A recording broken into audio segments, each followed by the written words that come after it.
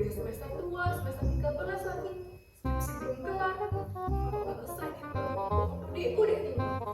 Iya ya, aku juga mulai kepikiran kita udah semester 13, udah tua, skripsi ribet lagi.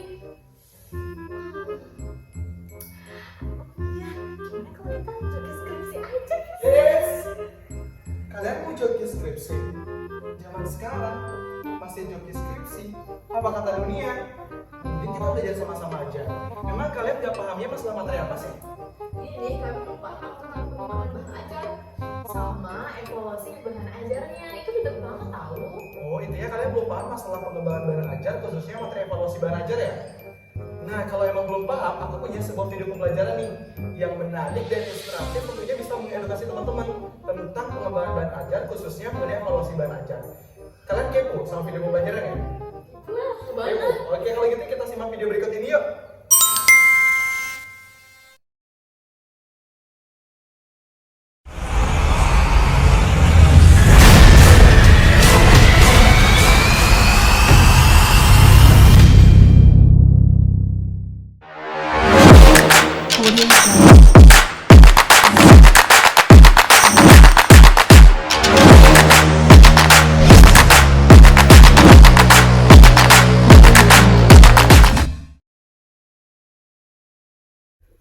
Om Swastiastu.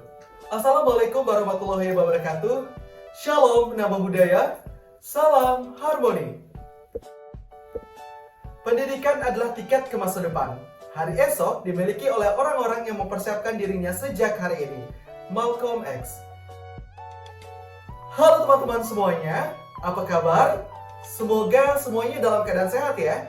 Nah, pada kesempatan yang berbahagia ini, tentunya kami akan membawakan sebuah materi yang sangat luar biasa.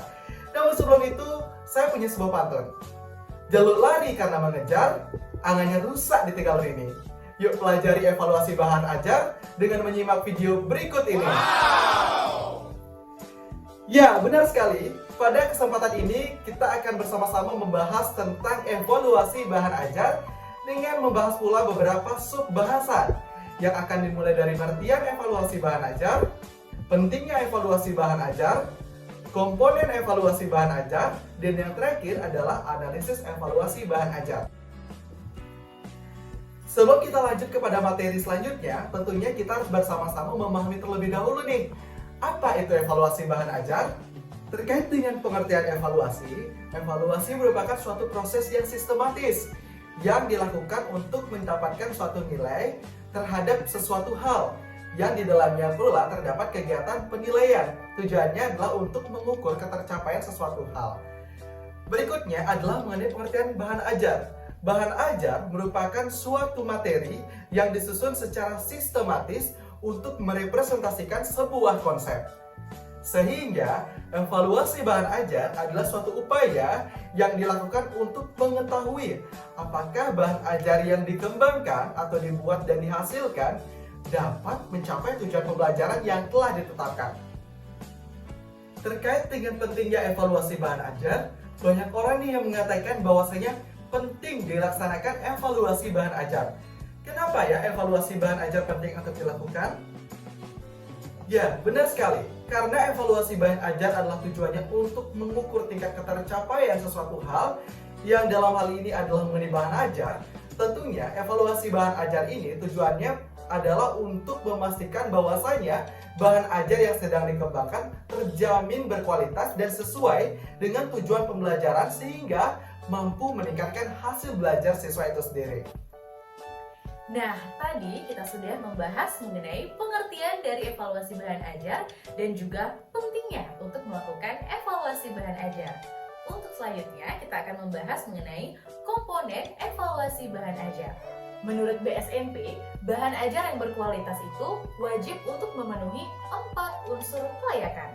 Yang pertama, kelayakan isi, kelayakan kebahasaan, kelayakan penyajian, dan yang terakhir adalah kelayakan kegrafikan.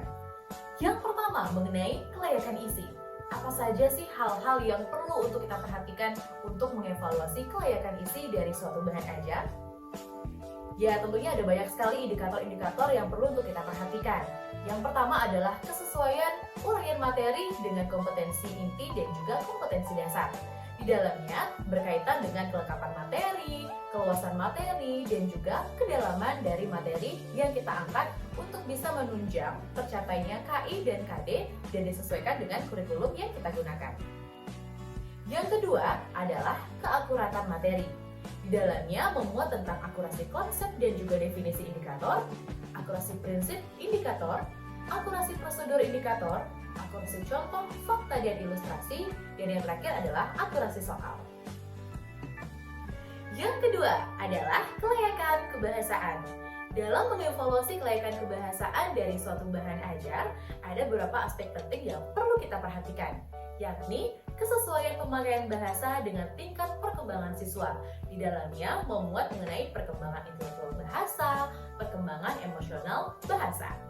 Kemudian yang kedua itu adalah pemakaian bahasa yang komunikatif, yakni keterbacaan pesan dan juga ketepatan kaidah bahasa.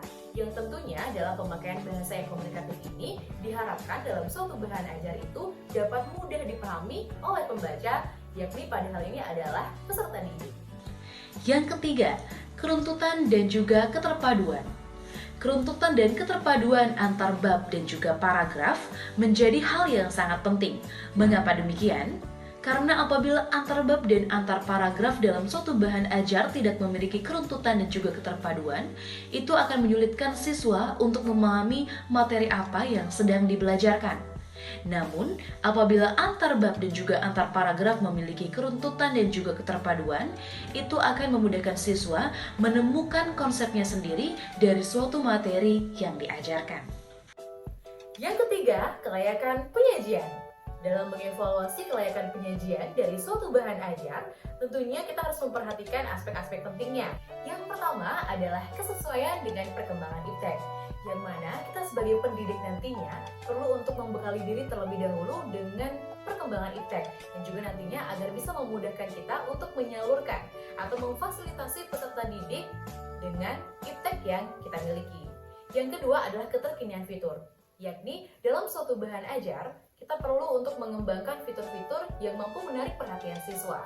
Yang ketiga adalah penalaran, yang mana dalam penalaran ini kita harapkan untuk bisa memberikan suatu pemahaman kepada peserta didik untuk dapat menemukan sendiri konsep dari suatu permasalahan yang ada. Berkaitan dengan yang keempat, yakni pemecahan masalah. Dalam suatu bahan ajar diharapkan untuk berisikan permasalahan yang mampu untuk dipecahkan oleh peserta didik itu sendiri.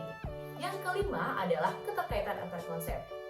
Dalam suatu bahan ajar, keterkaitan antar konsep itu sangat penting, yang mana ketika satu konsep dengan konsep yang lainnya berkaitan, itu akan memudahkan peserta didik untuk memahami lebih dalam mengenai materi yang diajarkan. Yang keenam adalah penerapan aplikasi, yang diharapkan dengan penggunaan bahan ajar ini, peserta didik itu dapat mengaplikasikan apa yang telah ia pelajari di dalam bahan ajar dalam kehidupan sehari-hari. Yang ketujuh adalah kemenarikan materi. Dengan materi yang menarik dalam suatu bahan ajar, tentunya itu akan meningkatkan motivasi belajar siswa. Yang kedelapan adalah mendorong untuk mencari informasi lebih jauh, yang tentunya dalam suatu bahan ajar yang menarik dan juga inovatif, itu akan mendorong siswa untuk memiliki rasa ingin tahu. Yang kesembilan, materi pengayaan. Diharapkan dalam bahan ajar, pendidik itu sendiri dapat memberikan penguatan kepada peserta didik. Komponen evaluasi bahan ajar yang keempat adalah kelayakan kegrafikaan. Untuk mengevaluasi kelayakan kegrafikaan dari suatu bahan ajar, ada beberapa aspek penting yang perlu untuk diperhatikan, yakni ukuran dan format, desain bagian isi, dan juga desain bagian kulit. Terkait dengan kelayakan kegrafikan ini, perlu untuk diperhatikan mengenai kebutuhan dari peserta didik itu sendiri. Setelah kita memahami mengenai komponen evaluasi bahan ajar, selanjutnya kita harus memahami bagaimana menganalisis evaluasi bahan ajar. Seperti yang sudah kita ketahui, salah satu kemampuan guru adalah mampu mengembangkan bahan ajar. Di sisi lain, dalam mengembangkan bahan ajar, guru harus mampu mengevaluasi bahan ajar. Mengapa hal tersebut sangat penting? Karena dengan mengevaluasi bahan ajar, guru mampu mengetahui tingkat kelayakan dari bahan ajar yang akan diimplementasikan. Nah, kelayakan-kelayakan tersebut mencakup 4 aspek. Yang pertama, ada kelayakan isi. Yang kedua, ada kelayakan kebahasaan.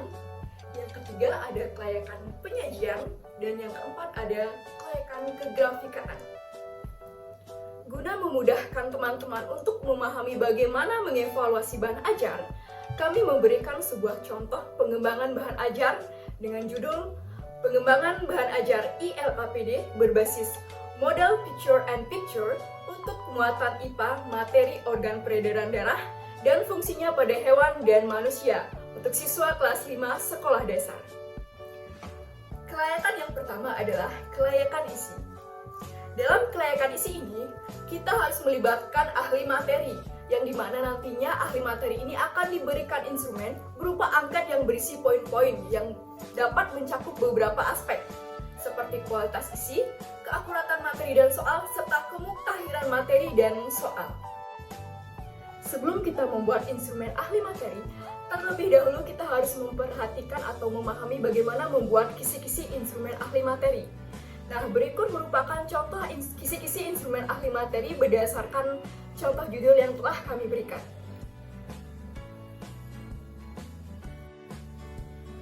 Kelayakan yang kedua adalah kelayakan kebahasaan. Nah, dalam kelayakan kebahasaan ini melibatkan ahli bahasa, di mana nantinya ahli bahasa ini akan diberikan juga instrumen berupa angkat yang berisi poin-poin yang mencakup beberapa aspek, seperti kesesuaian pemakaian bahasa yang komunikatif, serta memenuhi syarat keruntutan dan keterpaduan alur pikir. Berikut merupakan contoh kisi-kisi instrumen ahli bahasa. Dan ini. Kelayakan yang ketiga adalah kelayakan penyajian. Dalam kelayakan penyajian ini akan melibatkan ahli media, yang nantinya ahli media ini akan diberikan instrumen berupa angkat yang berisi poin-poin yang mencakup beberapa aspek, seperti tampilan, kemenarikan, dan kemudahan dalam penggunaan ILKPD. Berikut merupakan contoh instrumen ahli media. Kelayakan yang keempat adalah kelayakan kegrafikaan, di mana kelayakan kegrafikaan ini melibatkan ahli kegrafikaan, yang nantinya akan diberikan instrumen juga berupa angkat yang berisi poin-poin yang mencakup beberapa aspek. Yang pertama ada aspek tampilan, format, serta kegrafikaan. Berikut ini merupakan contoh kisi-kisi instrumen ahli kegrafikaan. Untuk memperdalam pengetahuan teman-teman mengenai evaluasi bahan ajar, teman-teman dapat men-scan barcode di samping. Oh, jadi gitu. Ternyata evaluasi bahan ajar gak serumit yang aku kira ya. Jadi tujuannya itu sebenarnya untuk mengetahui apakah bahan ajar yang kita kembangkan itu cukup berkualitas dan juga sesuai dengan tujuan pembelajarannya kita canangkan ya. Nah, selain itu, Div, ada 4 unsur kelayakan yang harus kita perhatikan. Yang satu ada kelayakan isi, kemudian kebahasaan, kemudian penyajian dan kegrafikaan. Nah, gimana? Sekarang udah paham kan? Gimana, udah paham? Siap untuk melanjutkan skripsinya? Siap dong. Siap ya? Agustus ini harus dari sudah ya? Astaga. Oke. Selamat semuanya. Oke, selamat.